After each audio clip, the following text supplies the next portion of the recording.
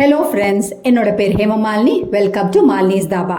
இன்னைக்கு நம்ம சேனல்ல மட்டன் குழம்பு சுவையில் மட்டனே சேர்க்காம முளைச்ச பச்சை பயிர் வச்சு எப்படி ரொம்ப டேஸ்டான குழம்பு செய்யறதா இந்த வீடியோவில் பார்க்க போகிறோம். பச்சை பயிரில் அதிகமான புரதச்சத்து இருக்குது. அதை விட 10 மடங்கு புரதச்சத்து முளைச்ச பச்சை பயிரில் இருக்குது. இதை டெய்லி பச்சையாக சாப்பிடலாம், அதாவது சாலட் மாதிரி சாப்பிடலாம். அப்படி இல்லைனா லேசாக அவிச்சிட்டும் சாப்பிடலாம். இந்த மாதிரி சாப்பிட பிடிக்காதவங்க இந்த மாதிரி குழம்பு வச்சு சாப்பிடும்போது ரொம்ப டேஸ்ட்டாக இருக்கும். மதியம் சாப்பாட்டுக்கு சாப்பிடும்போது ரொம்ப அருமையாக இருக்கும். குழந்தைங்க விரும்பி சாப்பிடுவாங்க. அதனால வீடியோ ஸ்கிப் பண்ணாம பாருங்க. அதுக்கு முதல்ல இது வரைக்கும் நம்ம சேனலை சப்ஸ்கிரைப் பண்ணாம இருந்தா மறக்காம சப்ஸ்கிரைப் பண்ணி வச்சுட்டு பக்கத்துல இருக்க பெல் பட்டனையும் பிரஸ் பண்ணி வச்சுக்கோங்க. அப்பதான் நான் போடுற வீடியோஸ்ல உங்களுக்கு நோட்டிபிகேஷன்ல வரும். வாங்க டிலே பண்ணாம வீடியோவுக்கு போலாம்.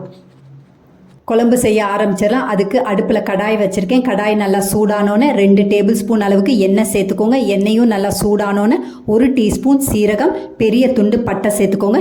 இதெல்லாம் நல்லா பொரியட்டும். இது நல்லா பொரிஞ்ச உடனே ஒரு பெரிய வெங்காயத்தை பொடியாக நறுக்கி சேர்த்துக்கோங்க. அதோட ஒரு பச்சை மிளகாவை நல்லா கிள்ளி போட்டு சேர்த்துக்கோங்க. இதையும் சேர்த்துட்டு நல்லா வதக்கி விட்டுக்கோங்க. குழம்புக்கு தேவையான அளவு உப்பு, அதே நேரத்தில் இந்த வெங்காயம் வதங்குறதுக்காக உப்பு இப்பயே சேர்த்துக்கலாம். அதுக்கு 1 டீஸ்பூன் அளவுக்கு கல் உப்பா சேர்த்துக்கோங்க. இதையும் சேர்த்துட்டு நல்லா வதக்கி விட்டுக்கோங்க.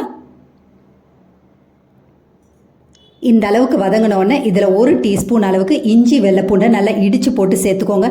பேஸ்ட் சேர்க்குறத விட இந்த மாதிரி இடித்து போட்டு செய்யும் போது டேஸ்ட் ரொம்ப பிரமாதமாக இருக்கும். இதையும் சேர்த்துட்டு நல்லா வதக்கி விட்டுக்கோங்க. இஞ்சி வெள்ளைப்பூண்டோட பச்சை மணமும் போகணும், அதே நேரத்தில் வெங்காயத்தோட நிறமும் நல்லா மாறணும். அந்த அளவுக்கு நல்லா வதக்கி விட்டுக்கோங்க. 2-3 நிமிஷம் ஆகும். இந்த அளவுக்கு நல்லா வதங்கின பிறகு இதில் ஒரு பெரிய தக்காளியை பொடியாக நறுக்கி வச்சுருக்கேன். அதையும் இப்போ சேர்த்துக்கலாம். இதையும் சேர்த்துட்டு நல்லா வதக்கி விட்டுக்கோங்க. தக்காளி நல்லா குழஞ்சி வர வரைக்கும் நல்லா வதக்கி விட்டுக்கோங்க. 2-3 நிமிஷம் ஆகும். நல்லா வதக்கி விட்டுக்கோங்க. இந்த அளவுக்கு நல்லா வதங்கின பிறகு 1 கப் அளவுக்கு முளைச்ச பச்சை பயிரை சேர்த்துக்கோங்க. பச்சை பயிறு உங்களுக்கு வீட்டில் செய்ய முடியாட்டி டிபார்ட்மெண்டல் ஸ்டோர்ஸ் எல்லாம் உங்களுக்கு கிடைக்கும், அதை வாங்கியும் சேர்த்துக்கலாம். இதையும் சேர்த்த பிறகு நல்லா வதக்கி விட்டுக்கோங்க. 2 நிமிஷம் நல்லா வதங்கினா சரியாக இருக்கும். அதிக நேரம் பயிர் வேகக்கூடாது.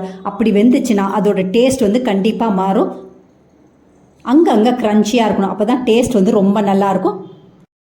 2 நிமிஷம் நல்லா வதக்கி விட்டுக்கோங்க. அதுக்கு பிறகு மசாலா பொருட்கள்லாம் சேர்த்துக்கலாம். இதில் 1/4 டீஸ்பூன் அளவுக்கு மஞ்சத்தூள், 1 டீஸ்பூன் மிளகாய்த்தூள், 1 டீஸ்பூன் மல்லித்தூள், 3/4 டீஸ்பூன் சீரகத்தூள் சேர்த்துக்கோங்க. எல்லாம் சேர்த்த பிறகு நல்லா வதக்கி விட்டுக்கோங்க.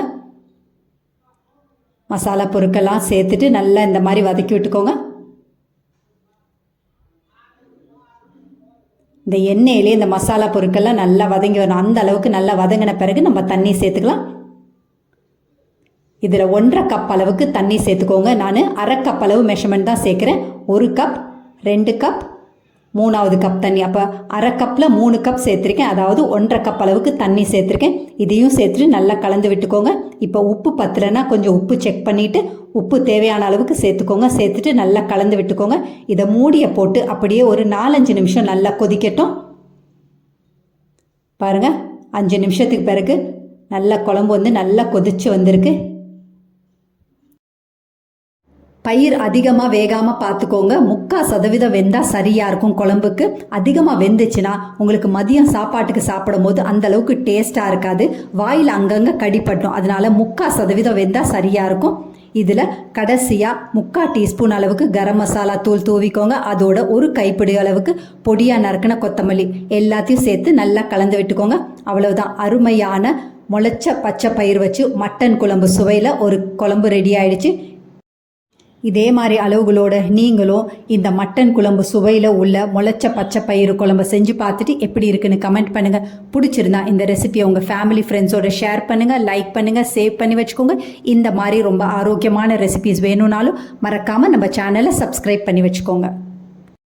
முளைக்கட்டிய பயிரை வீட்லேயே ரொம்ப ஈஸியாக செய்யலாம். கடையில் வாங்காமல் பயிர் எடுத்து 12 மணி நேரம் நல்லா தண்ணியில் போட்டு ஊற வச்சுக்கோங்க. ஊற வச்ச பயிரை தண்ணியெல்லாம் நல்லா வடிச்சிட்டு ஒரு துணியில் போட்டு இருக்க கட்டி ஒரு டப்பாவில் போட்டு வச்சுக்கோங்க. மறுபடியும் 1 நாள் கழித்து நீங்கள் திறந்து பார்த்தீங்கன்னா பயிர் முளைச்சிருக்கும். அதிகமாக முளைக்கணும்னா 2-3 நாள் கழித்து நீங்கள் திறந்து பார்த்தீங்கன்னா பயிர் அதிகமாக முளைச்சிருக்கும். ட்ரை பண்ணி பாருங்கள். இந்த மாதிரி ரெசிபிஸ் வேணும்னா மறக்காமல் நம்ம சேனலை சப்ஸ்கிரைப் பண்ணி வச்சுட்டு மறக்காமல் கமெண்ட் பண்ணுங்கள். உங்களோட ஒவ்வொரு கமெண்ட்டும் பார்க்குற வியூவர்ஸ்க்கும் சரி, அதே நேரத்தில் நம்ம சேனலோட வளர்ச்சிக்கும் ரொம்ப ரொம்ப முக்கியம். Thanks for watching, friends.